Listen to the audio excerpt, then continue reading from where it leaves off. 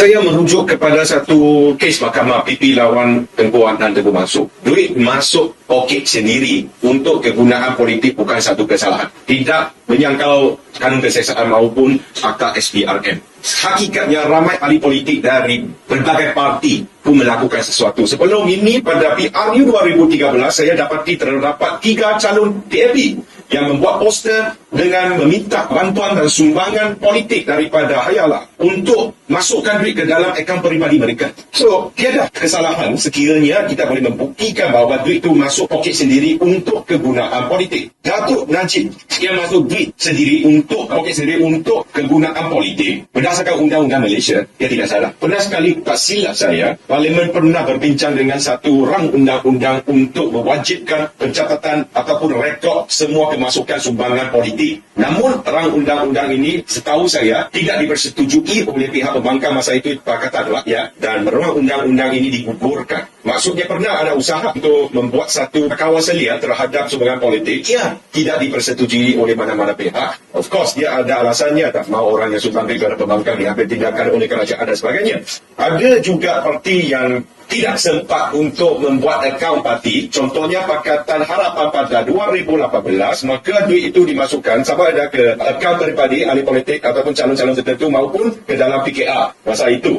Tidak masalah. Sekiranya unsur masukkan duit sumbangan politik ke dalam poket sendiri, sebab saya ditanyakan soalan masuk poket sendiri adalah satu perbuatan yang haram, saya berpendapat bahawa lebih daripada separuh ahli parlimen sekarang ni mungkin akan telah melakukan satu kesalahan bahawa perbuatan yang sama. Cumanya kita tidak boleh pandang satu haluan saja. Duit itu mestilah daripada sumber yang tidak berpatutan, sumber yang haram, pengubahan dengan cara yang haram, masuk poket sendiri dengan cara yang haram dan dengan niat yang haram. Perbezaan saya secara individu dan juga ramai juga antara saya dan orang ramai dengan pihak mahkamah ialah penentuan sama ada Datuk Najib tahu atau tidak. Saya bagi tahu contoh. Dalam undang-undang ni, air yang manis adalah haram. Contohnya, saya rasa air ni tak manis sangat. Tapi pihak hakim atau pihak mahkamah rasa air ni manis sangat.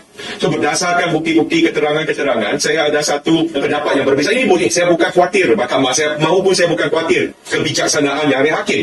Cumanya, antara individu dengan individu, antara manusia dengan manusia, kita ada pendapat yang subjektif. Sama itu, air itu manis ke kurang manis. Begitu juga sama dengan berdasarkan keterangan-keterangan yang diutarakan di mahkamah, sama ada Datuk Seri Najib ada pengetahuan bahawa realisasi itu sumbernya adalah KWAP.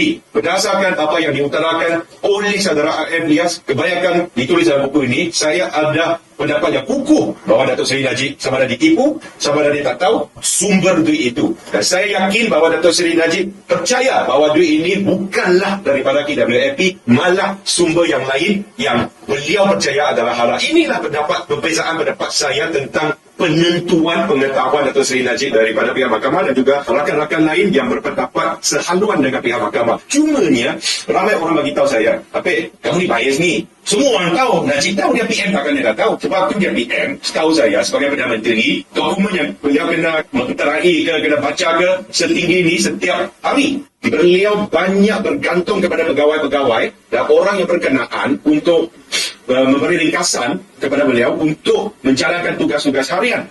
Bukan saja Datuk Seri Najib, Tun Dr. Mahathir, Datuk Seri Ismail Sabri, Datuk Seri Anwar Ibrahim, Tan Sri Muhyiddin Yassin juga bergantung banyak kepada pegawai. Sekiranya pegawai ataupun orang yang berkenaan menipu, apa boleh dia buat? Dia Perdana Menteri. Inilah perbezaan yang paling ketara antara saya dengan mereka yang sebenarnya percaya Najib seharusnya tahu semua benda dari langit ke tanah sekadar kerana dia Perdana Menteri. Pada pandangan saya, langsung 180% songsa sebab dia Perdana Menteri, sebab dia tak ada masa yang banyak, sebab dia bergantung kepada pegawai-pegawai ataupun orang berkenaan seperti sahabat saya Arif Ilyas mengatakan Nick Faisal ke ataupun Joe Low ke. Saya berasa dia tidak ada pengetahuan bahawa sumber duit ini daripada.